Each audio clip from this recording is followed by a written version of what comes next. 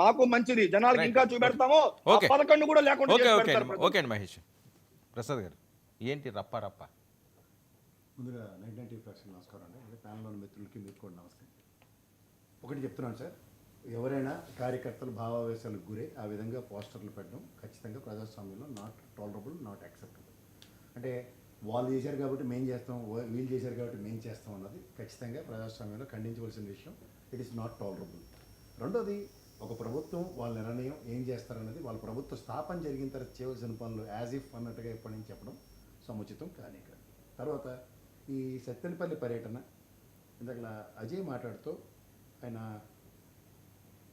ఇది ఒక పేపర్లో వచ్చిన విషయమే బాబు, పోలీసులు వేధింపులతో ఉప సర్పంచ్ ఆత్మహత్య. ఇది ఒకసారి జూమ్ చేస్తే అంబటి రాంబాబు ఫస్ట్ వెళ్ళాడు అక్కడికి, ఒకసారి చూపించేయారు నాగేశ్వరబాబు. గుంటూరు హాస్పిటల్లో ఫస్ట్ ఆత్మహత్య చేసుకున్న తర్వాత ఆయన వెళ్ళడం జరిగింది. ఇది పేపర్లోనే వచ్చింది.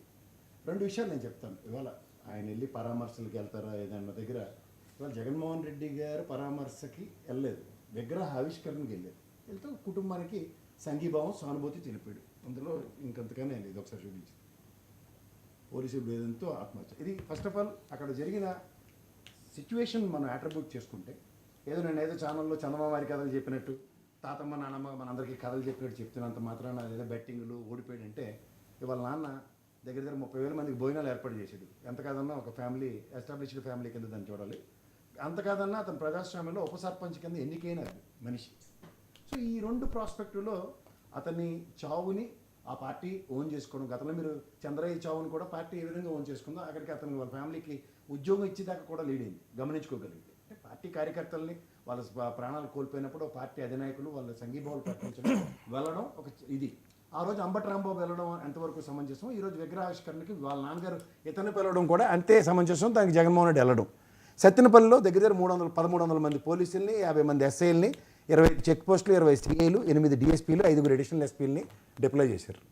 చేసి ఇవాళ ఏమైనా నిలువరించగలిగారంటే నిలువరించడం జరగని పని. ఎందుకంటే ప్రజాస్వామ్యంలో మీరు చూసిన వాళ్ళలో కొంతమంది ప్రజానాయకులు ఉంటారు. వాళ్ళు ఎవరంటే నందమూరి తారక రామారావు గారు, మహానుభావుడికి ప్రజలు స్వచ్ఛందంగా తరలొచ్చిన ఉదంతాలోనే. తర్వాత రాజశేఖర రెడ్డి గారు, జగన్మోహన్ రెడ్డి, అలాగే పవన్ కళ్యాణ్ గారు కూడా ప్రజానాయకుల్లోకి వెళ్తే స్వచ్ఛందంగా తరలొస్తారు. వాళ్ళు ఎవరిని మొబిలైజ్ చేయవలసిన అవసరం ఉండదు.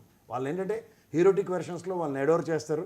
రాజకీయాల్లో వాళ్ళు చేసిన మంచి పనులు, చెడ్డ పనులు వీటిలన్నింటినీ బేరీ చేసుకుని 11 స్థానాలు అన్న దగ్గర మీరు చూసుకోగలిగితే 4 దశాబ్దాల చరిత్ర కలిగిన తెలుగుదేశం పార్టీ ఎలక్షన్స్లో గెలుపోవటంలో పక్క తీస్తే 40% ఓట్ బ్యాంక్ని ఎలా సస్టైన్ చేసుకుందో, జగన్మోహన్ రెడ్డి గారి పార్టీ కూడా ఒక డెకేడ్ కంప్లీట్ చేసుకుని 40% ఓట్ బ్యాంక్ని స్థిరంగా 67, 151, 11తో జస్టిఫై చేసుకుంటూ వస్తుంది. నేను గెలిపోవటం గురించి మాట్లాడట్లేదు.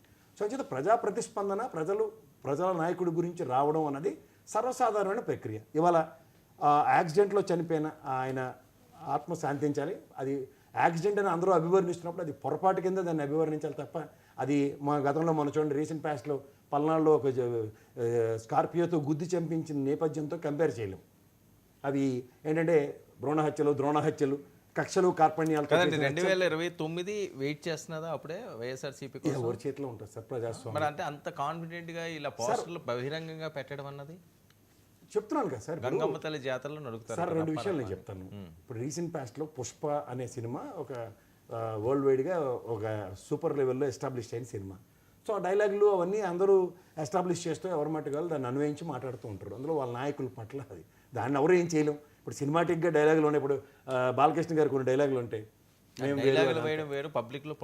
చెప్తున్నా తప్పనే చెప్తున్నాను, వేల మంది చూస్తారు కదా, నేను అది సమర్థించట్లేదు, అది తప్పనే చెప్తున్నా. ఇప్పుడు దాన్ని ఇప్పుడు అధినాయకులకి అందరికీ ఆపాదించి ఆ పోస్టర్ అలాగే అంటే ఇందాక జేసీ ప్రభాకర్ రెడ్డి గారు మాట్లాడింది ఒకటి. తర్వాత ఎలక్షన్ అయిన వెంటనే ఒక నాయకుడు ఆయన రాయలసీమలోనే సచివాలయ వ్యవస్థలో వైఎస్ఆర్సీపీ కూడా వస్తే ఎలా కొట్టండి ఎలా తనడని ఎమ్మెల్యే అనుకుంటాను. ఆయన ఒక స్థాయి కలిగిన వ్యక్తులు, ఆయన తెలుగుదేశం పరంగా ఆయన మాట్లాడిన మాటలు ఒకసారి ఖచ్చితంగా ఆక్షేపణీయంగానే ఉన్నాయి. ఇవాళ మీరు అంటుంది ఏంటంటే 151 వచ్చినప్పుడు వాళ్ళు సంయమనం పాటించలేకుండా విచక్షణ రాహిత్యంగా ప్రవర్తించారన్నప్పుడు 164 సీట్లు వచ్చినప్పుడు కూడా అదే సంయమనం, విచక్షణ లేకుండా ప్రవర్తిస్తున్న తీరుతెన్నులు ఉన్నాయి. అంతదాకేందుకు నేను కుప్పంలో మనం సమాజంలో మనుషులుగా ఉండి మనం సిగ్గుపడాలి. ఎందుకంటే సమాజం నుంచి ప్రతిస్పందన లేదు. గౌరవ ముఖ్యమంత్రి గారు, గౌరవ హోంమంత్రి గారు తర్వాత ఎక్స్గ్రేష్ 5 లక్షలు ఇచ్చి పిల్లల్ని చదివిస్తూ ఉన్నది ప్రభుత్వ పరంగా, కానీ సమాజపరంగా మనం ఏం చేసాం అన్నది మనకి మనం సిగ్గుపడవలసిన విషయం. ఇవాళ ఆ పోస్టర్లు అక్కడ డిప్లాయ్ చేస్తున్నప్పుడు ఖచ్చితంగా అక్కడ ఉన్న వాళ్ళు ఎవరో ఒకరు ఆ పోస్టర్లు అలా చేయకూడదని చెప్పడం ఒకటి. రెండోది నిన్న జరిగిన కుప్పంలో నియోజకవర్గంలో జరిగిన పరిస్థితికి ఖచ్చితంగా అక్కడ ఖండించవలసింది సమాజం ప్రతి ఘటన లేకుండా మనం దాన్ని ఎక్స్పెక్ట్ చేస్తే ఇక్కడ ఉండి స్టూడియోలో నేను ఖండించుకుంటూ లేకపోతే తిరుపతిలో ఉండి మహేష్ గారు లేకపోతే అజయ్ గారు అక్కడ కూర్చుని లేకపోతే వెంకటరెడ్డి వచ్చి దాన్ని ఖండించమంటే అది ఎంతవరకు సముచితం? స్థానికంగా ఒక్కొక్కడు భావావేశాలు ఎవరు నచ్చినట్టు వాడు అన్వయించుకుంటే అంతంత పౌరుషాలు అంతంత తిరగబడిపోయి చూపించింది అయితే ఏమీ ఉండదన్న విషయం అందరికీ తెలుసు.